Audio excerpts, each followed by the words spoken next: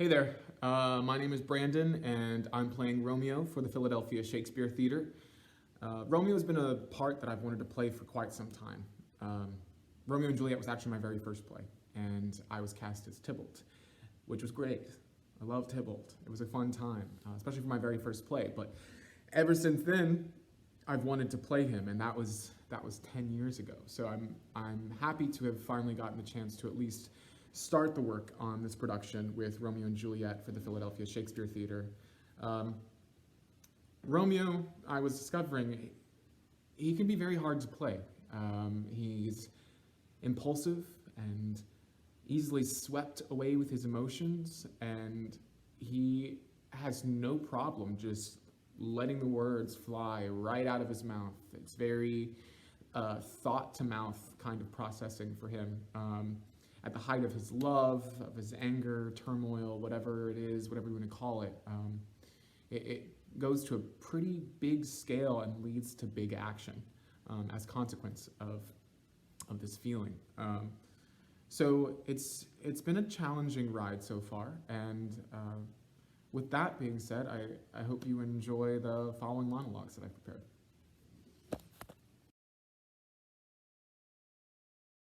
So to start us off, Act 1, Scene 1, we are with Benvolio and Romeo. Romeo is coming in with the news that his dear love, Rosaline, has sworn to live chaste. So naturally, that means that they can't be together, so he's heartbroken over that. And Benvolio has come in to check on Romeo and see what's going on, just trying to be a friend, be like, hey man, what's going on? Why are you being so weird? So for the little part that I'm going to do for you, it's prompted with Benvolio's, alas that love, so gentle in his view, should be so rough and tyrannous in proof. And then I reply with, alas that love, whose view is muffled still, should without eyes see pathways to his will. So one thing that's really cool about Shakespeare is when, oftentimes when two characters are talking, in their dialogue, they'll pick up each other's words. And they'll pick it up and then maybe turn it into some different meaning of the word, or they'll take the sentiment a step further.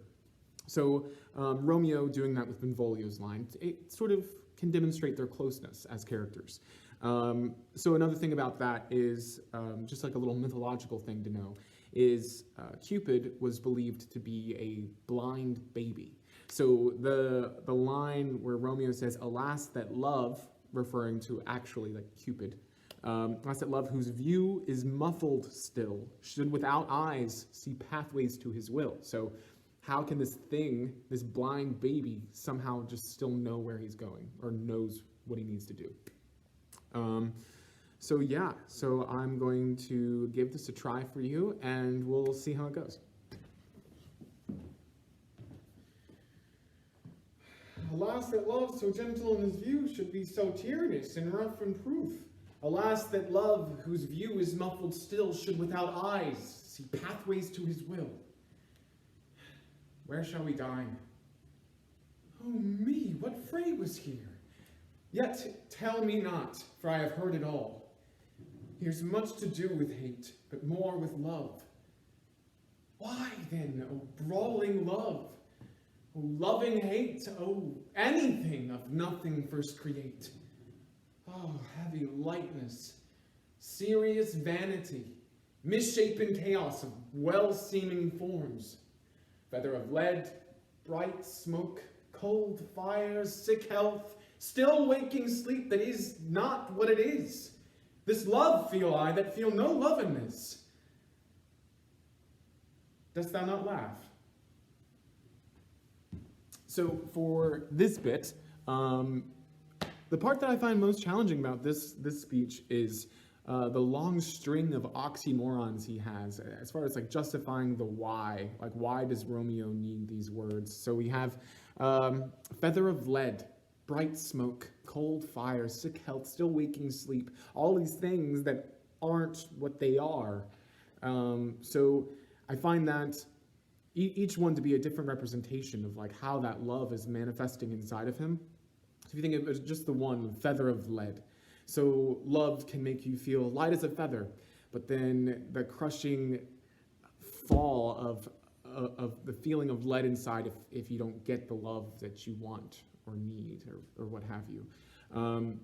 So the string of oxymorons can be pretty tough. And then we have that, just like that simple question at the end, dost thou not laugh? So it's, Shakespeare will often give stage direction in the actual words to prompt you to move or for another character to do something. So dost thou not laugh implies that Benvolio probably laughed at Romeo.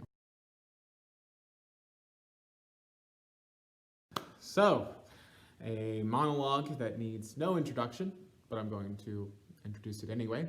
Act 2, Scene 2 of Romeo and Juliet. Romeo's but soft, what light through yonder window breaks. Probably one of the most recognizable lines of the Shakespeare canon, so there's no pressure there, but in this monologue, Romeo uses the audience as a confidant of sorts as he observes Juliet. So I hope you have fun playing the part with me.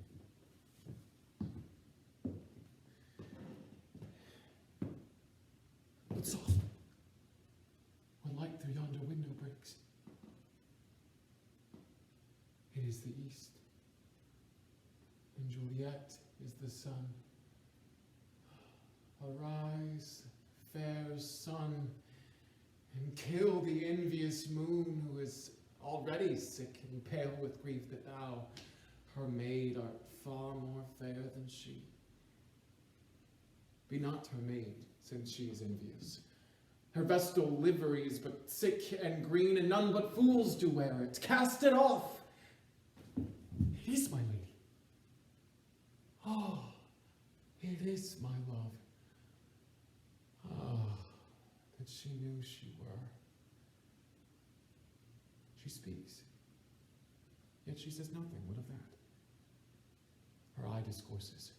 I will answer it. I am too bold.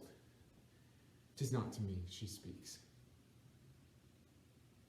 Two of the fairest stars in all the heavens, having some business, do entreat her eyes to twinkle in their spheres till they return. What if her eyes were there, they in her head? The brightness of her cheek would shame those stars as daylight doth a lamp. Her eye in heaven would through the airy region stream so bright that birds would sing and think it were not night. See how she leans her cheek upon her hand? Oh, that I were a glove upon that hand, that I might touch that cheek.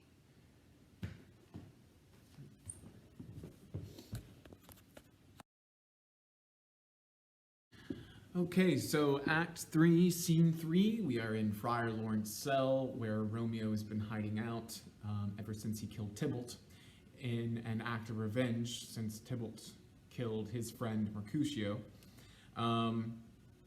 So here, Friar Lawrence comes into the cell with news from the prince as to Romeo's punishment, and Friar Lawrence tells him that Romeo has been banished, or as it scans in the text, banish it. This is probably the worst news that Romeo could get right now. He says in the text that he would rather be dead than be exiled. In response to that, Friar Lawrence says, O deadly sin, O rude unthankfulness, thy fault our law calls death, but the kind prince taking thy part hath rushed aside the law and turned that black word death to banishment. This is dear mercy, and thou seest it not. To which Romeo replies, 'Tis torture and not mercy. Heaven is here, where Juliet lives, and every cat and dog and little mouse, every unworthy thing live here in heaven and may look on her, but Romeo may not. More validity, more honorable state, more courtship lives in carrion flies than Romeo.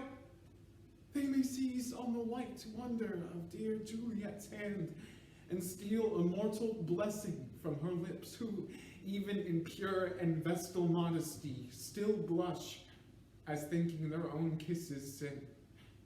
But Romeo may not. He is banished. Flies may do this, when I from this must fly. They are free men, but I am banished. And sayest thou yet that exile is not death? Hadst thou no poison mixed, no sharp ground knife, no sudden mean of death, though ne'er so mean, but banished to kill me, banished. Oh, friar, the damned use that word in hell, howling attends it. How hast thou the heart, being a divine, a ghostly confessor, a sin absolver, and my friend professed to mangle me with that word banished?